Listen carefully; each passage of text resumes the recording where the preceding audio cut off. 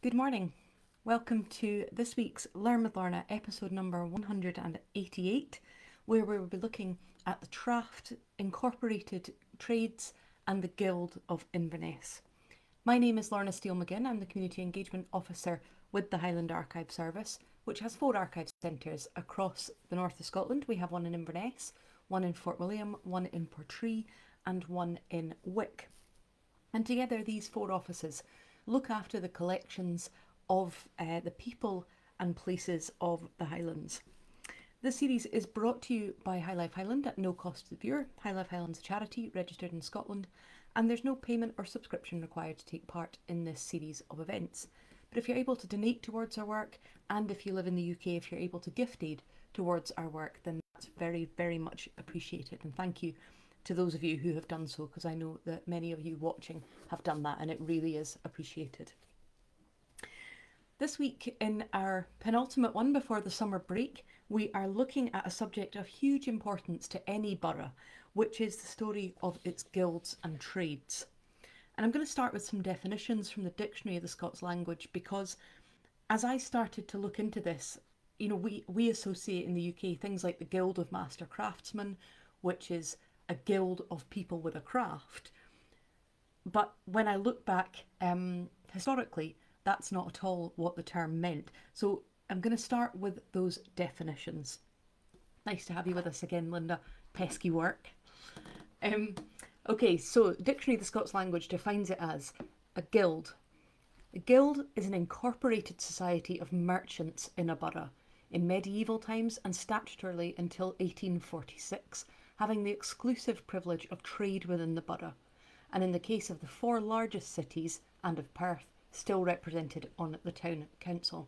The word is now sometimes erroneously applied to the trade or craft incorporations. So, the guild trades and sells merchandise, whereas the incorporated trades make the merchandise. So there's a very clear distinction there, because the definition of incorporation is an association of tradesmen originally belonging to the same craft, incorporated under a charter or a seal of cause with burgess rights and duties, and until 1846 holding a monopoly of their craft in their particular borough. So the mercantile body is called the guildry, so they are the ones that trade and sell, and the handicrafts, people who are making produce such as the bakers, the fleshers, the weavers, the tailors, shoemakers and so on, are the trades. So that's the distinction. And it's a very clear distinction once you know it. And for hundreds of years, there wasn't an overlap, or there shouldn't have been an overlap. Now, we hold records of the guild and the different trades, but we have quite a lot of documents, and I wanted to get an overview of the guildry, of the incorporated trades in Inverness, and an overview of the relationship between the two, which is often fractious. I thought that getting an overview of how the two interacted with each other and what their specific remits were would help me navigate before I went into all those documents and the individual subsections. And so, of course, I turned to wonderful Margaret McDougall, who if you've listened to several episodes of this, you'll be more than familiar with me talking about Margaret McDougall. For many years, the borough and county librarian and museum curator. So she would have looked after the borough records that we now look after, and is a font of knowledge on them all up until her death in 1960. So I went into Meg's notes to see what she had written about the guildry and about the trades before I started to look at the original material. And so this is what she says. Let's start with the guildry. The Guildry of Inverness, or more correctly the Merchants' Guild, was probably the most prominent and influential body of citizens at the beginning of the 18th century. Guild brethren, as the members were called, had many privileges, and every member was a burgess in addition to being holding membership of the guildry. Some doubt exists as to the formation date of the guildry. Loss of town council minutes prior to the mid-16th century and the loss of the guildry's own records make it difficult to give authentic details. From the mid-16th century, so the first set of borough minutes that we can read of burgesses and guild brothers indicating that a merchants' guild was already in existence by the mid-1500s. In 1591, King James VI granted a charter to the borough, and permission was given therein to the burgesses to have their own merchants' guild and elect a dean of guild. Two conclusions can be drawn from this reference within the charter to the guildry. A, that the royal permission simply gives recognition to the guildry that's already in existence, or B, that the old guild had somehow gone out of being at some point in the mid to late 1500s, and official sanction was being given to form a new one. But Meg says, I'm inclined to believe that the reference in the charter merely gave recognition to something that was already established. So it looks like we have had this merchants traders guild for at least evidenced from the mid-1500s. In 1676, a new set of the borough was drawn up. Now, the set of the borough is something like a set of rules, guidelines, structures of how the borough will be run. It is clearly stated in the 1676 set that the guildry and the town council were the only bodies privileged to hold secret meetings. The number of town councillors was fixed at 21, and it was stipulated that every person elected to the town council had to be a guild brother. Thus, it will be seen that the guildry, the merchants, through the 21 town councillors, were in virtual control of the borough. Guild brothers were the merchants who sold and bought and sold goods and were privileged to import merchandise. In other words, the guild brother sold goods produced by other men. In modern parlance, they were the middlemen. At the beginning of the 18th century, the guildry was becoming alarmed at the rapid growth of the craft guilds, and they considered that craftsmen were beginning to assume privileges which were the rightful privilege of the merchants' guildry, and a dispute arose. The result of the dispute was an alteration in the borough set in 1709, which made it clear that no craftsman could act as a guild brother, and no guild brother could act as a craftsman. They could resign from one and join the other, but they couldn't be part of both at the same time. He goes on, Meg's notes to say, the guildry met in a room in the town hall called the Guildry Hall, given by the town council in 1737 as recognition of their share in the building of the town hall. Prior to this, they had met in a room in the toll booth, reached by a turnpike staircase. So, that's the guild. As I've said before, they are the merchants, they are the people trading materials, importing merchandise, and really interesting to see there the amount of control that they had. So if every one of the town council has to be in the guildry, the merchants have complete control of how the town is being run. So then where do all of those craftsmen and all of those makers come in? Where are the tailors, the weavers, the bakers, and so on? So I went to find Meg's overview of the crafts, and this is what she says. She's very frustrated. As I've said before, she's a woman after my own heart. She says here, for several years past, I have been collecting stray fragments of information on the crafts and trades. Unfortunately, my notes are not as complete as I would like them to be. Sufficient details have, however, been found to enable me to give a fairly accurate account of the rise, progress and decline of this one-time important section of our community. So she notes here again, no craftsman or workman could become a guild brother, the guildry being comprised entirely of merchants and traders. Even lawyers and doctors were excluded from being guild brothers or on the town council. Craftsmen and artisans were allowed to ply their crafts by permission of the town council, and they paid a yearly sum to the town council for the privilege. By the 15th century, craftsmen had begun to form themselves into associations, and as they grew in strength, they were able to gain concessions from Parliament. Inverness, however, appears to have pursued its own course, and the parliamentary privileges were not granted by the magistrates to the craftsmen. The cordoners, so that's the shoemakers, appear to have been the first trade to form themselves into a corporation. In April 1561, they petitioned the magistrates to grant them a deacon and the old liberties which had been given to them by the council's predecessors, and in return they undertook to provide shoes at reasonable prices. So the first ones are the shoemakers in 1561. In 1570, a deacon was appointed to the skinners, and in 1607 to to the Brebners, or the weavers, had a visitor. That was a new thing I learned. I didn't know that the Brebners is another word for the weavers because of where they came from.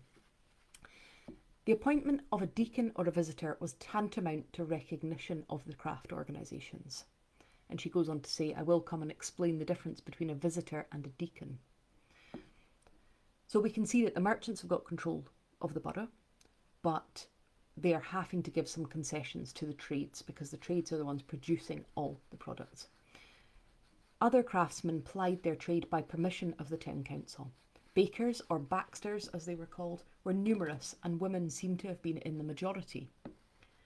The turning point for the recognition of the trades took place in 1676, so I mentioned that new set of the borough being drawn up. This regulated the affairs of the borough and was, in a sense, the constitution of the town. The set didn't change who could be a town councillor. It continues to say that only the guild brothers can be town councillors. But what it does do is recognise for the first time that there are trade incorporations that have some standing. So it names, in 1676, that set of the borough names the 6 trades, and they are the hammermen, the wrights, the shoemakers, the tailors, the skinners, and the weavers. And if 7 freeman burgesses of one trade lived within the borough boundaries, they could form a trade incorporation. From this new set in 1676, once a year, each craft was ordered to set up a leet, so a list of 3 members which would be sent to the town council for approval. They would then select one of those to become the visitor to the trade. And what that meant was that particular trading corporation had one person who could go to the town council, who could report anybody who was encroaching on their trade privileges, who could ask the magistrates to fine anybody doing the wrong thing. Various other privileges were granted, and Meg says the trades were well satisfied with their victory, but the gildry were not too pleased, and it seems that several complaints were made to the town council against the crafts for exceeding their privileges. The next and the final alteration of the borough's set was made in 1722, and at that point the 6 trades were allowed to nominate a deacon, so he would be chosen by leet in the same way that the visitor had been, and of the deacons appointed, 3 would become town councillors. This appointment of 3 trade deacons as town councillors was bitterly represented by the gildry, even though the remaining 18 town councillors were still members of the guild. So a lot of information there, and I am aware of that, but she's so excellent at using all the original archive material to summarise something. And so we've got these 2 organisations, or the guild as one, and then the 6 incorporated trades, with one hand selling, one hand making. And you'll notice that I've referenced the word privilege a lot, and that is what this whole story is about. It's about what people are entitled to, what they do if someone oversteps their own privilege, what if someone encroaches on your privilege. It's a whole constant conversation around entitlement and privilege. So both the merchant guild and the incorporated trades have a very long history, and a long history of butting heads with each other. And we have had for many years the 6 incorporated trades I mentioned there. So the tailors, the skinners, the weavers, the wrights, the shoemakers, and the hammermen. So given that overview from Meg, let's then turn into the borough papers, which she will have used to write those summaries, but turn into the borough's commerce, trade and industry papers to look at an example from each one of those incorporated trades. And I'm going to start with the tailors.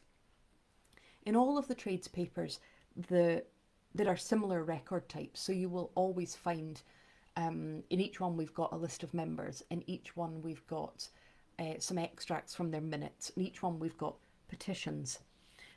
And each trade, I'm going to start there, each trade, as I said, has petitions. Different types of petitions. So there might be from people asking to join that particular incorporation. They might be from people asking the incorporation for help.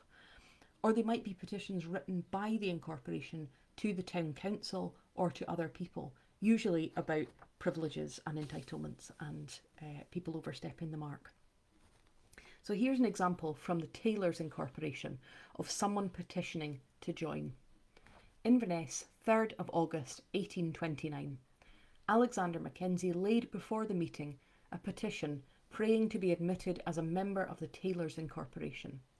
After considering the request of the petition, the corporation unanimously agreed to admit him a member of their body, on his producing a stamp for his Burgess ticket, and paying the corporation the sum of £6 as his freedom to the corporation, over and above the other small sums payable at a member's admission, say 10 shillings for the mortcloth, 4 shillings to the officer, 2 shillings and 6pence for the expenses of the meetings.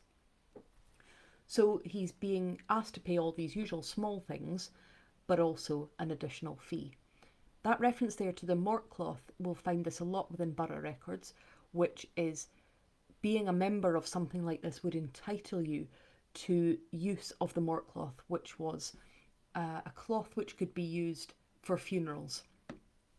And quite often we'll find references to different levels of mortcloth. So there might have been a velvet one, there might have been a plain one that the paupers could use. We quite often see it within poor relief records, a reference to the mortcloth.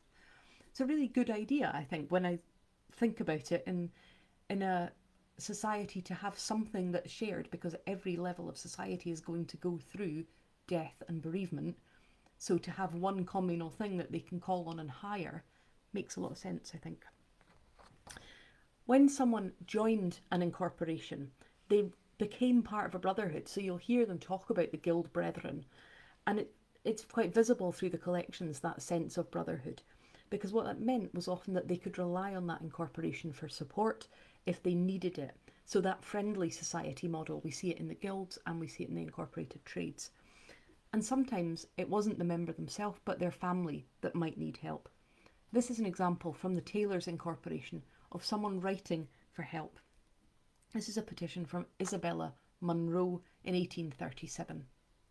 And she writes to them, "Humbly prayeth that your petitioner is the only sister of the deceased Donald Munro, late tailor of Selt Street. That your petitioner's father and brother were for many years members of your honourable corporation. That your petitioner respectfully represents to your honourable body the burden and the unavoidable expenses her mother and her brother have been to the family for many years during their protracted illness under which they lay. May your petitioner therefore humbly crave, not as a matter of right, but as a matter of commiseration, any small aid that your honours see fit to bestow to assist your petitioner in defraying the funeral expenses and other obligations that she will come under." So just a really good example of someone saying, you know, we've got this family connection. My brother and my father were part of the Tailors Incorporation. We're now in desperate need. Please can you step in to return as a recognition of our membership of that brotherhood. There's another one I found in one of the other trades, which is a really emotional one about someone who's, I think it was her father or her husband, I think it was her father, had been in the trade. And she writes saying that she's absolutely destitute, and this is in the 1700s, and that she has a young child with cancer of the face, and that she's been taking this young child backwards and forwards to Aberdeen for treatment, and is there any way they can help because she is absolutely on her last limits. It was quite an emotional one to read, and I think just that the practical thought of having to take a sick child to Aberdeen for treatment in the 1700s. But the final petition that I wanted to share from the Tailors Incorporation is one that was sent by Dougal Mackenzie, tailor, to the Honourable Gilbert Gordon Bailey in 1739. Now, as you will have gathered already, the Guild and the trading corporations jealously guarded their privilege, and they were absolutely ruthless to anybody who sought to encroach upon them. So anybody who traded without being part of the corporation, anybody who overstepped the mark and acted like they were in the guild, none of that was tolerated. So we see here in 1739, Dougal Mackenzie writing to the magistrates that your petitioner was upon the 27th day of August current by your honour's warrant incarcerated within the toll booth of Inverness for my having wrought at the tailor's trade within this borough when not free so to do, and in which toll booth your petitioner has hitherto remained prisoner. That your petitioner is now willing to enact himself in the borough's court, in the borough court books of the said borough, that I shall not be seen or found to be working at the tailor's trade within the said borough and liberties thereof, in time coming, under penalty of £40 Scots money. So someone writing from within prison to say, I made the mistake once of doing some tailoring when I wasn't a member of the trade. Can you please now let me out of prison if I promise that I will never again act as a tailor within the borough or the liberties, the area around the borough. And if I do, I'll pay a £40 fine, which is quite hefty. If we move from the tailor's papers into the papers of the skinners, again we find disputes and arguments. Now the skinners, which incorporated the skinners themselves, the glovers, the dyers and the tanners, so anybody working with animal hide, they lease land on the banks of the Ness, around Bank Street, Friars Lane area for anybody who knows Inverness. They set up their lime kilns and their lime pits, and they steeped the hides and skins in the river, to the constant annoyance and irritation of both residents and the owners of the salmon fishings, who kept claiming that the practice was unsanitary, was dangerous, was ruining the salmon. And the claims are vividly described. There are people referencing vermin and beasts, stagnating filth, and someone drinking a glass of water. I can't even say this without feeling quite queasy. Someone drinking a glass of water, but then realising it had bits of hair and maggots in it, which they think is to do with the skinners steeping these animal hides in the river. And the skinners battled constantly with the town council on this subject. Now the wonderful Leonella Longmore, who wrote a brilliant book, Inverness in the 18th century, again using our original material, which gives me a lovely pointer into our collections. Leonella stated in her book that the skinners were second only in importance only to the merchants. So it's no wonder that it was a tough fight for anybody to stand up against the skinners. 3 times the town council banned the skinners from steeping their skins in the River Ness, or particularly stipulated where they should not be doing it. But still they fought on, and they were supported by the other trades, and they blamed the state of the river on everybody else using it. They said, well, the town sewers are being entered into the river as well, so how do you know it's our animal skins that are causing the problem?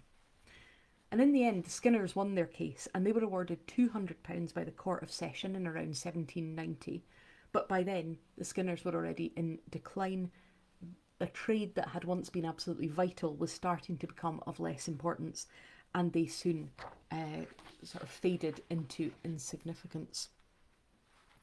So we have looked at the tailors and we've looked at the skinners. So let's now come on to the records of the incorporation of the weavers. And I found an interesting set of documents in here that showed how central membership of one of these bodies was to every aspect of life. So it's not just about the trade and what that trade entitles you to and what you're, well, it's not just about the trade and what you're making. It's about what that buys you in society and where that positions you alongside other people. That, again, that constant preoccupation with the privileges that you're entitled to if you're part of the guild or part of the incorporated trades. In 1752, the weavers approached the town council to request additional seating in the loft area that they occupied between the Highland Church and the Old High Church. They say that their numbers have increased, that their allocated seating was no longer sufficient, and in addition that they are shock horrors that they are having to share their space with the servants and the followers of the heritors. They say they recognise that this is a Christian duty incumbent upon them to sit with other people, but they would really prefer to have their own space back. And the incorporation of weavers are becoming very worried that the current state of affairs puts them at a great disadvantage and also prevents them from all hearing the word of God sufficiently. They say that if the town council will approve their additional seating, it will be to their eternal happiness through God's blessing hereafter. Given that request and how distressed they are at the fact that they don't have enough seats and they're having to share them with commoners, basically, you can imagine how they would have felt a couple of years later when this document dates from. Humbly sheweth that your petitioners, so this again is the Incorporation of Weavers, understand that the Tailors' Incorporation are to address your honours in order to have the liberty of building and erecting a seat in the aisle of the new church in line with our loft, which, if granted, will certainly be very detrimental to our sight and hearing. Requesting that you be pleased before any act of council be granted in favour of erecting such a loft for the Tailors' Incorporation, that fit men be appointed in order to view the place and prevent any encroachment being made to the weavers' disadvantage. So it's just really interesting to see how they're not only vying with the gildry, but they're vying with each other as well. But it was a different sort of problem facing the weavers 20 years later. There are references throughout these collections to apprentices, so individuals usually taking on 7 years of indentured training. But it didn't always go to plan, and in 1771 we find the weavers raising a complaint against William Fraser, Alexander Grant and Donald Cumming. And they say here that the people have been, these three men have been spirited up and encouraged particularly to a disorderly and mutinous behaviour by John Cuthbert, William Fraser alias Nichol, late deacon of the said incorporation, to enter into a combination of deserting their work and service, contrary to their master's inclination, and the persons complained upon, in a lawless manner, robbed and forcibly away took forth of the complainer's house 3 pairs of brushes, and from William Patterson Weaver a pair of swifts, I think it says, which they, under such countenance and encouragement, pawned or pledged in a public house. So they're mightily annoyed that not only have their apprentices been spirited up and encouraged to walk away from their work, but even more than that, have stolen things and pawned them. It goes on to finish that the people who encouraged them would be subject to discipline, but also that the people who did the stealing and the running away would be encouraged to return the things away taken by them and promise their good behaviour in all time coming. But they didn't return the items, and later on we find an arrest warrant issued for them. So shouldn't be spirited up and engaging in mutinous behaviour. Now, we don't have minute books for the trades, but there are extracts of minutes within each of the trades collections, and you can see from one of these that on the 5th of February 1824, the Wrights Corporation were also occupied with wrongdoers, because they record their concern about the number of unfree men trespassing on the Wrights' privileges, and note that they are unanimously of the opinion that legal measures should be adopted to stop anybody from encroaching upon the rights of the Wrights, and that anybody who is trying to act as a right within the borough should become part of the incorporation.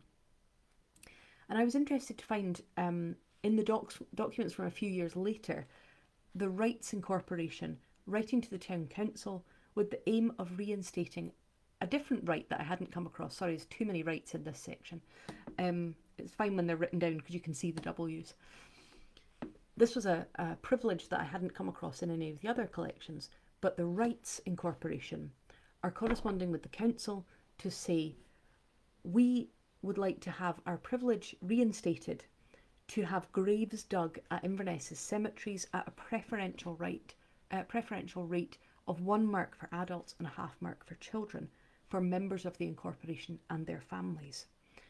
They say to the town council that this has somehow lapsed, and an exorbitant funeral that's happened recently has brought it to their attention again, and if they can have this privilege back to have graves dug at a cheaper rate, this will remove pressure from the poorest tradesmen and the poorest members of the incorporation. I found that a really interesting one, and you'll see again that that issue of entitlement and privilege is a constant theme throughout this. I found that clearly referenced in the shoemakers' papers as well, in a 1737 petition that they presented to the town council. And in it they claim that in the 1676 framing of the set of the borough and in the 1722 Act of the Town Council, the trades were given a classification and an order of precedence. So putting the guilds to one side, the incorporated trades should have been always classified in this order. First, the hammermen, second, the wrights, third, the shoemakers, fourth, the tailors, fifth, the skinners, and sixth, the weavers. And the reason they're writing this petition is to say there is a very clear order specified in 1676 and reiterated in 1722, but, they say, the Skinners Incorporation, who in all the forementioned are only the fifth or penultimate class of all the trades, do assume the third class and the rights and privileges belonging thereto. And it's put the noses of the shoemakers and the tailors right out of joint because the Skinners have leapt up past them in the chain of precedence. And they're asking the town council to ensure that the Skinners remain in their place and don't overstep their entitlement. And I thought that was interesting because when we looked at that issue with the Skinners steeping their hides in the river, that note that they were second only in power to the guild, so no one could stop them. So that's kind of reiterated within that document. The document I want to draw attention to from the papers of the hammermen is one which again features in all the trades papers, although not frequently. For the year 1738, we have a list of the members of every trade. So you may have seen that I shared that on Facebook yesterday or the day before. Really, really interesting. Just for that 1 year, 1738, for some reason, we have a list of every member of every incorporated trade. And I find it extraordinary that they existed and that they exist still for every one of the trades because they're only tiny scraps of paper. The hammerman's list is particularly interesting because it goes slightly further and it doesn't just list them as hammermen, it lists them as each member's specific area of work. So for instance, we can see that among the hammermen were James Petrie, blacksmith, Robert Law, armourer, Simon Mackenzie, goldsmith, John Paul, cutler, William Pringle, coppersmith, Charles McCulloch, gunsmith, Lachlan Dallas, pewterer, James Lowe, watchmaker, Alexander Square, saddler, William Smith, hookmaker, and Robert Ammett, lorimer. And I found out, again, something I didn't know, that a lorimer was someone who made the metal parts of a horse's bridle and harness. Another one that's just survived as a surname. But it's really useful that because it shows all of the different trades that would come under the hammerman. So basically, as you can see, anyone who's using a hammer for kind of metal working. But it's really interesting to see them all delineated there. The only other one that does that slightly is the wrights, which shows the coopers and the wheelwrights and so on. So that's the 6 incorporated trades, and they acted individually with regard to their own craft, but matters which affected all of them were dealt with by a general committee of the 6 incorporated trades, made up of 3 representatives from each trade. So each trade's deacon, ex-deacon and boxmaster is usually like the treasurer, would meet together to discuss things that affected all of them. And they often met in the trades house or the customs house on Church Street. And it was this body who often undertook investments, arranged insurance, administered a joint friendly society, and arranged public donations. So for instance, we can see that in 1832 they paid £10 to relieve cholera victims, and that was a donation from all of the trades. £6 6 was given for the repair of the chapel yard wall, so the cemetery, in 1785, and £5 towards installing gas lighting in the Gaelic church in 1828. So how did all this come to an end? How did we go from having this all-powerful Merchants Guild, the 6 incorporated trades? How did it come to an end? Well, I'm going to return to Meg and her summary of what happened at the end. We'll start with the trades.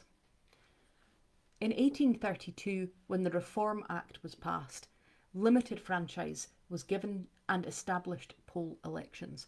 So a change in the whole way that the country was administered and who had rights. Times were changing, and with the rapid industrial development of the country, the days of exclusive trading and craft privileges were over.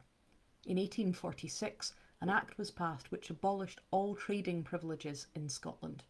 The crafts were open to everyone and restrictions to trade were removed.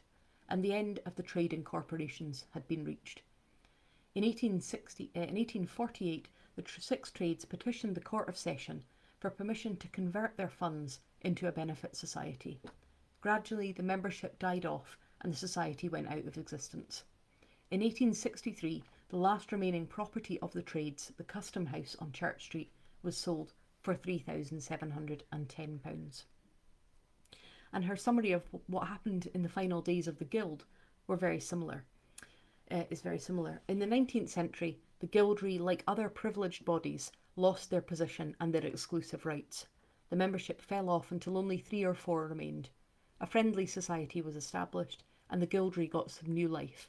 Today, the Guild still helps those in need of aid or assistance. And that was what she wrote when she wrote that in the 1950s. And so that long history petered out as technology changed, working practices changed, entitlements generally within the country changed. But it's a very fascinating history, and one which I say is absolutely central to the story of any borough, who was allowed to do what, where. And also I think there's something conjured up by those names, the Skinners and the Hammermen and so on. So I hope you have enjoyed that absolutely flying through in 35 minutes the history of the Guildry and the incorporated trades. I've really enjoyed doing it because I felt it was something that I didn't have as good a knowledge of as I should, and now I feel much more equipped to understand that. So I was looking forward to telling it to you as well. So thank you for joining me. I hope you can join me next week. Next week we will be on our final one before the summer break, and we'll be looking at the anniversary of D-Day and some World War II stories from within our collections. And we'll absolutely be talking about the wonderful Huguette Verhaeghe as well. A reminder that this series is brought to you by High Life Highland at no cost to the viewer. High Life Highland is a charity registered in Scotland, and there's no payment or subscription required to take part in this series. But if you're able to donate towards our work, then we're very grateful for that. Thank you for all your comments. I'm really glad you enjoyed it. As I say, I found it a really fascinating one to pull together and to think about just how much things have changed in how we're entitled to do things. So thank you very much for your company.